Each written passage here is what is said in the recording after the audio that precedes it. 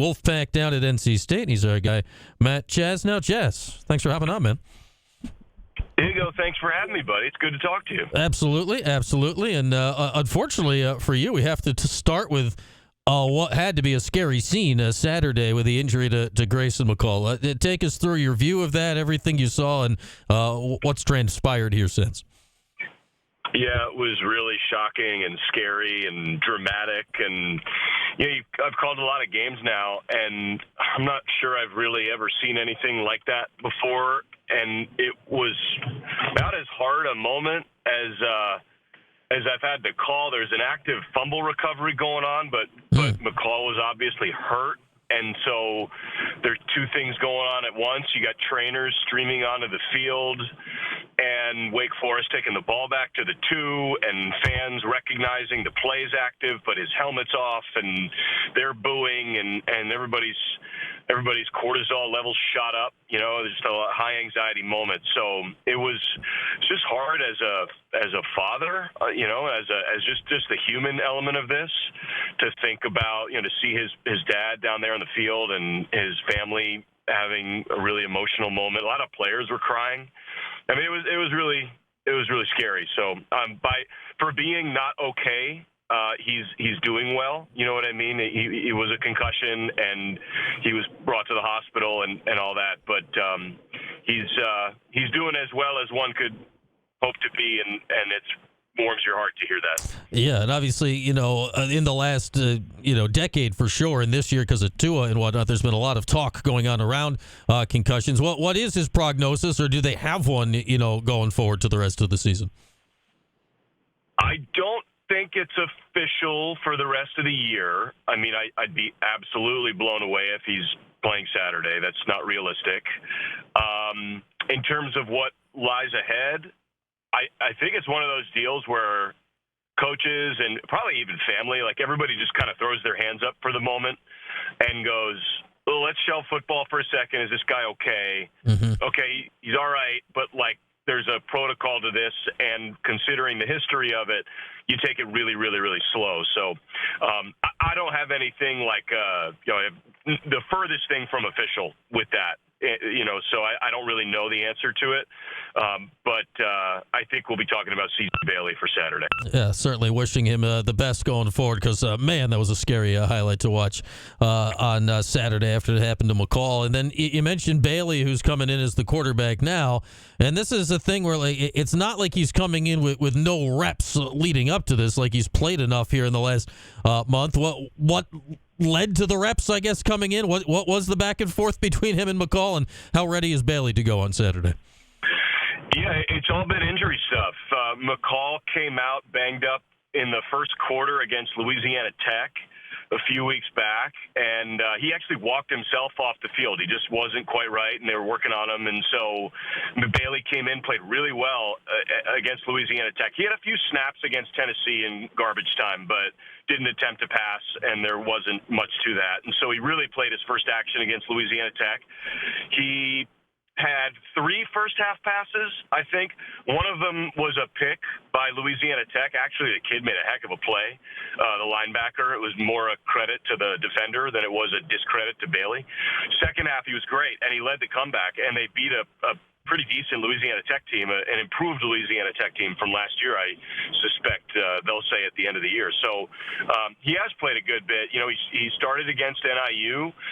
McCall was again, fighting injury and stuff. So Bailey had his first start against Clemson, which is just a heck of a way as a true freshman to get your first career nod. And look, by all accounts, he's ahead of the curve for a true freshman. I think, especially with what even Syracuse's perspective is now, the fact that a guy like Kyle McCord or even Grayson McCall, the fact that you can even get that guy now is sort of new, even by portal standards. We're going to get Ohio State's 11-1 record starter. The whole idea of Hank Bachmeier even to Wake Forest, these veteran QBs are going in the portal, and you can get a guy with 35 games of starting experience at really high levels. It's just very different, and it's a lot to juxtapose against a guy like Bailey who's got literally 0 starts and just out of high school. So it's a different kind of player. And, out of the box, right out of high school, Bailey, like I said,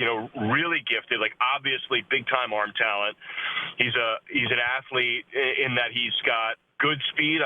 He's not looking to run first, right? It's pass first, but he certainly can. And got a kind of jovial disposition to him. He's a really smiley, hop in his step kind of kid. There's a lot of pressure that comes with this, and he handles that really well. He's a really upbeat young guy. Some kids kind of grind themselves down, I think, if a mistake pops up. That's not C.J. Bailey.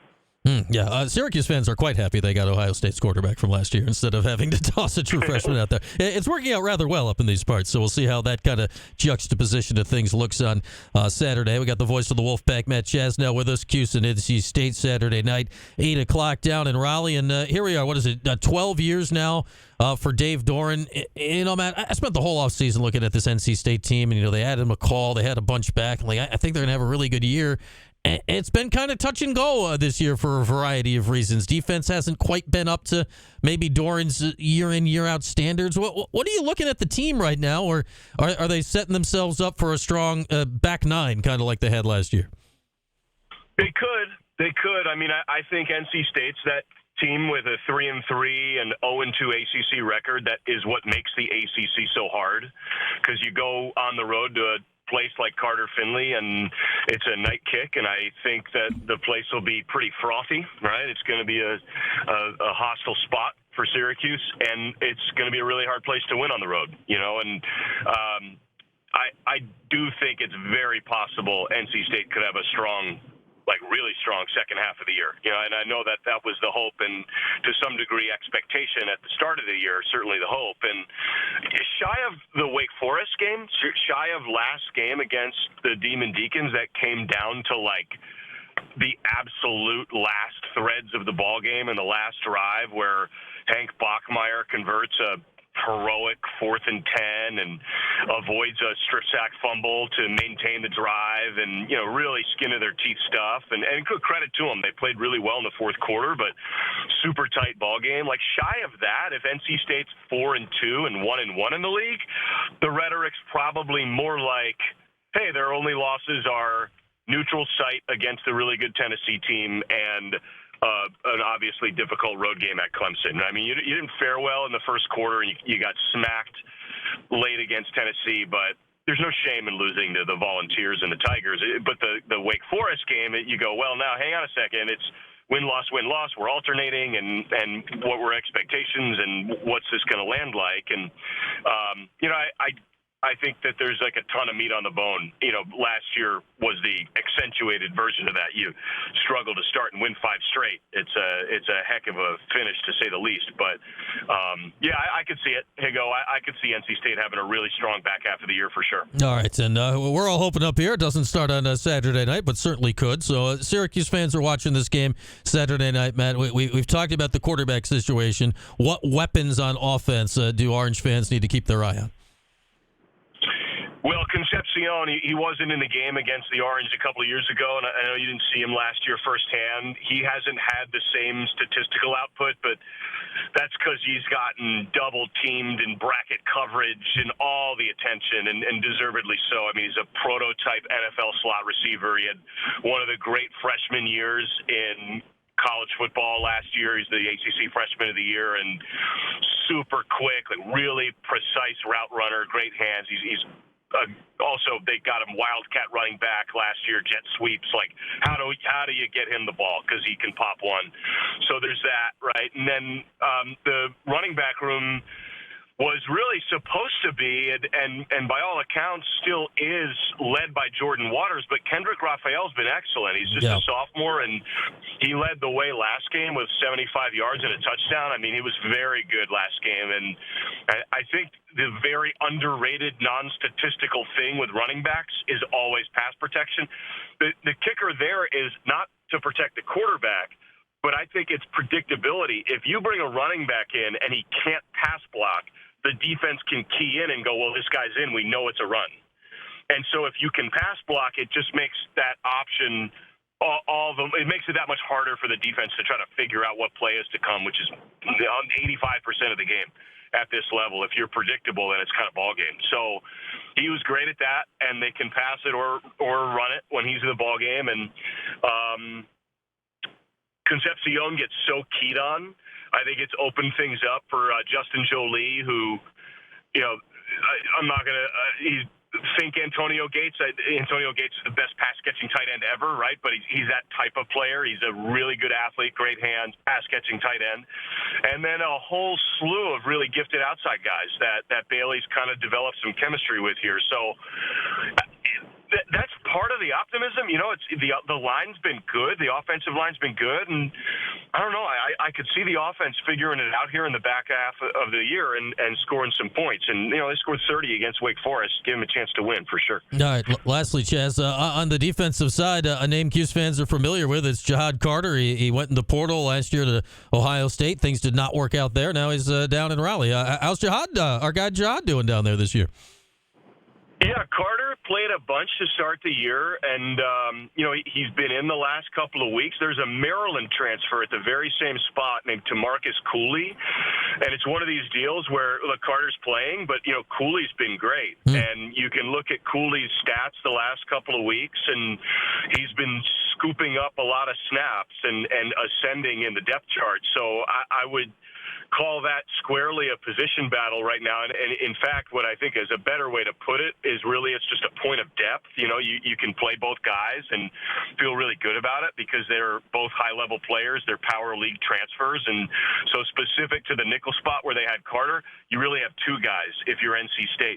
Secondary is his strength. Wake Forest last game came in 13th in the nation in pass offense and finished at less than half their total, right? At about half their total on average. So, I think if you're an Orange fan and you're looking at Kyle McCord and Pena and Gadsden and all the weapons, and by the way, I know Ross Simmons. He had a monster game against Washington State last year. He's a really nice player from Colorado State that, Cuse fans, I'm not sure have totally had an appreciation for yet because he's been banged up. That's a bigger portal get, an all Mountain West guy than he's been able to go. There are a lot of Cuse weapons.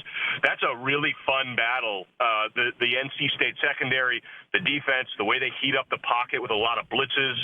I think the pass game for Syracuse and the defensive pass game, right? The secondary and what the NC State does to try to heat up McCord a little bit is one of the really fun elements of this chess match.